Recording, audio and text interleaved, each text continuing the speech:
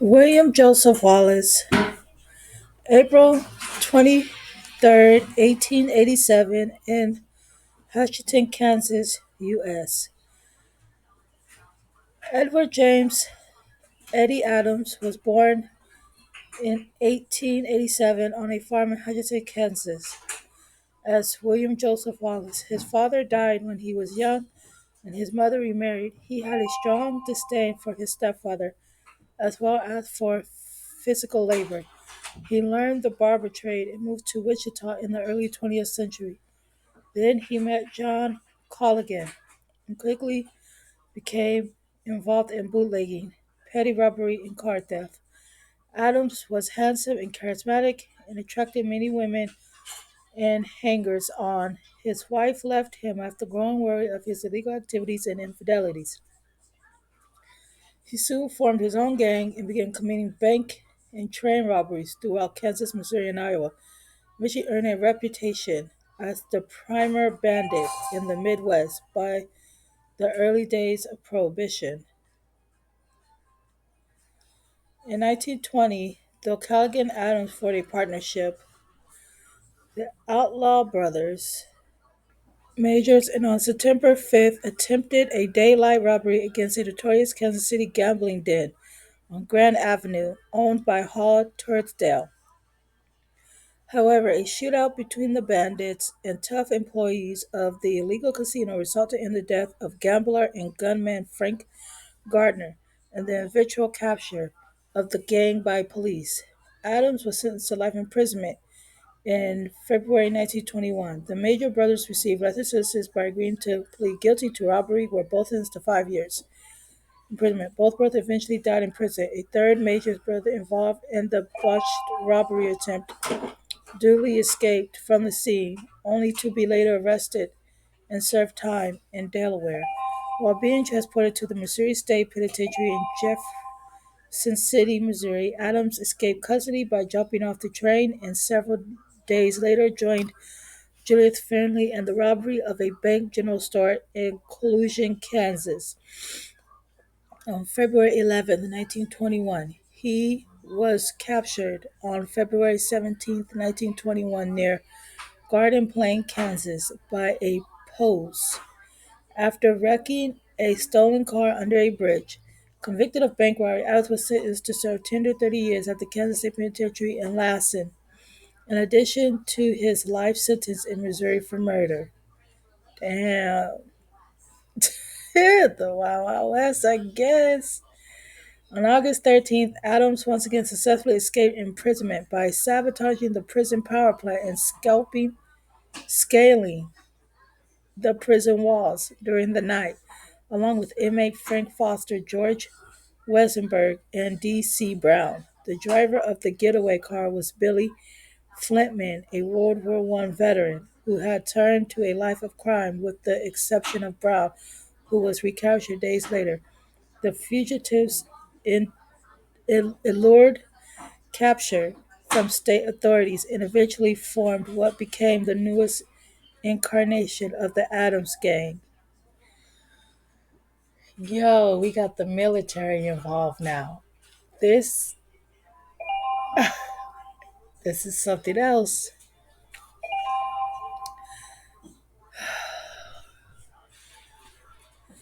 By September of that year, joined by Flintman, the gang robbed around $10,000 from banks in Rose Hill, Haynesville, Kansas. During the Haynesville robbery, Adams pistol whipped 82-year-old James Cornville for no apparent reason, who later died of a fractured skull.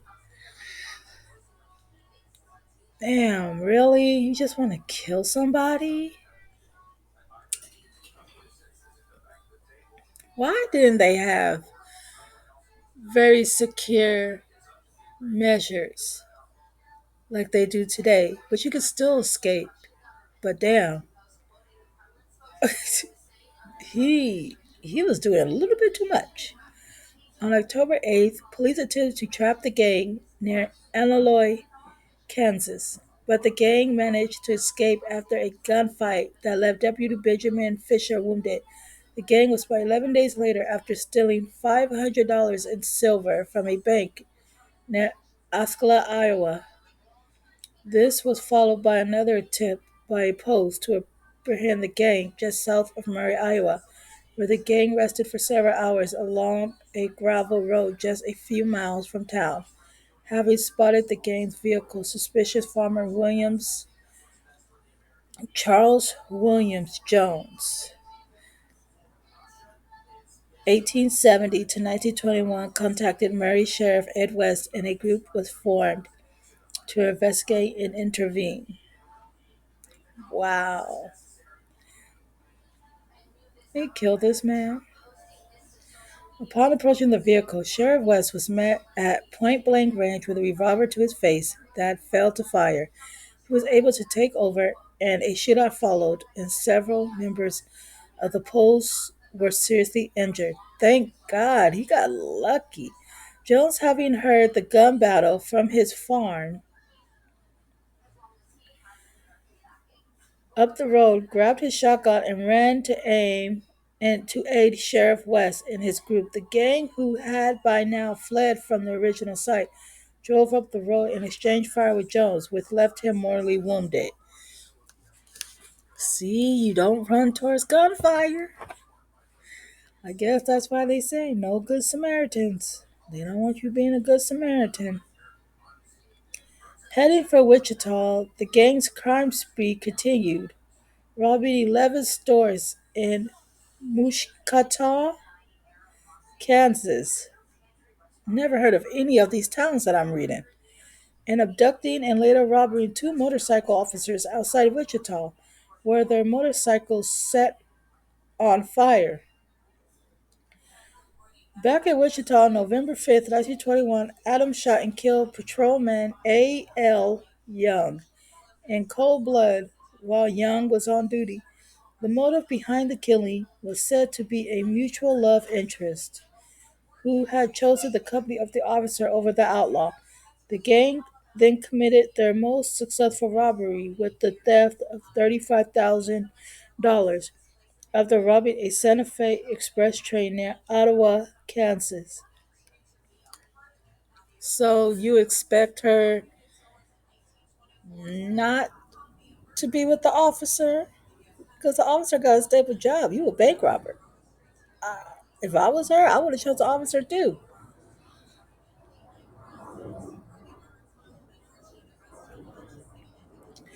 On the evening of November 20th, 1921, Adams, along with Foster Neil Miles, a local madam and long thug and bootlegger. No, hold on. Neely Miles. I'm sorry, it's Neely Miles, a local madam and longtime friend of Adams. George J. McFarland, a local thug and bootlegger, and two alleged prostitutes were joyriding around Wichita.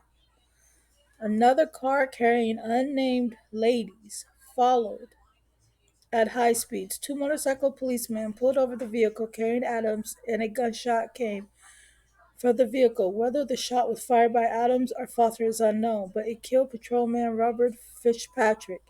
The outlaw sped away, released the women, and fled south into Cowley County. Later that night, the trio ran out of gas and stopped at a farm where Adams attempted to steal a vehicle from farmer George Oldham. When Oldham resisted, Adams shot and killed him. Adams and Foster took the car, while McFarland ran away alone into the night. The duo returned to Wichita in the stolen car. The next day, Adams and Billy Flitman went to McFarland's house to look for him, only to find two officers waiting. Adams shot and wounded Officer Ray Kasner, while the other policeman hid under a bed. Adams once again escaped. Dang, that damn coward ran under a bed, but he was doing all this and he still wasn't captured? This motherfucker's still on the run. Adams hid out until the funeral of fallen officer Fitzpatrick on November 22nd, at which he assumed the bulk of the police force would be present. He had planned to rent a car to leave town for good, but the proprietor of the garage recognized him and contacted police. Three officers arrived on the scene. Adams shot at them, fatally wounding Charles Hoffman, who had pulled Adams to the ground. Officer Charles Bowman was also hit by gunfire. DC Stuckey, hiding behind a pillar, shot Adams 3 times and killed him.